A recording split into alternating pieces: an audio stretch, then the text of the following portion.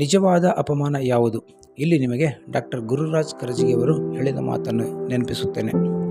ನೀವು ಹಂಪಿ ಕಡೆ ಪ್ರವಾಸಕ್ಕೆ ಹೋಗಬೇಕು. ಕಲ್ಲಿನ ಮೇಲೆ ಇಷ್ಟೇ ಮರಳು ಇರುತ್ತದೆ. ಅದರ ಮೇಲೆ ಹುಲ್ಲು ಬಂದಿರುತ್ತದೆ.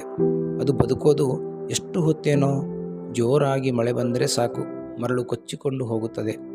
ಹಾಗಾಗಿ ಆ ಹುಲ್ಲು ಹೆಚ್ಚು ಕಾಲ ಬದುಕುವುದಿಲ್ಲ. ಆದರೂ ಇರುವಷ್ಟು ದಿನ ನಗುನಗುತ್ತಾ ಇರುತ್ತದೆ. ಅದ್ಯಾಕೆ?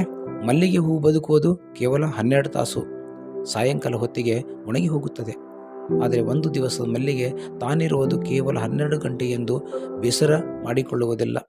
ಕೊನೆಯ ಗಳಿಗೆವರೆಗೂ ಸುವಾಸನೆ ಕೊಟ್ಟು ಹೋಗುತ್ತದೆ. ಆ ಹುಲ್ಲು ಕಡ್ಡಿಗೆ, ಆ ಹೂವಿಗೆ ಇರುವ ಜೀವನೋತ್ಸವ ನಮಗೇಕಿಲ್ಲ? ಸಣ್ಣ ಸಣ್ಣ ಸೋಲಿಗೆಲ್ಲ ಕುಸಿಯುತ್ತೇವೆ.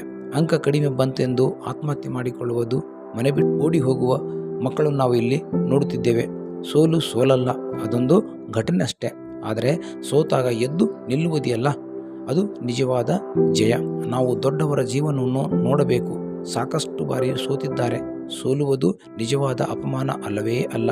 ಅಂದರೆ ಸೋತಾಗ ಎದ್ದು ನಿಲ್ಲದಿರುವುದು ನಿಜವಾದ ಅಪಮಾನ. ಸೋತಾಗ ಹುಲ್ಲು ಕಡ್ಡಿ ಮಲ್ಲಿಗೆಯನ್ನು ನೆನಪಿಸಿಕೊಳ್ಳಿ. ಅದಕ್ಕಿರುವ ಆತ್ಮವಿಶ್ವಾಸ ಬಂದರೆ ಸಾಕು, ಎಂತಹ ಸಮಸ್ಯೆಯನ್ನು ಎದುರಿಸಿ ಜೀವನದಲ್ಲಿ ಬದುಕಬಹುದು.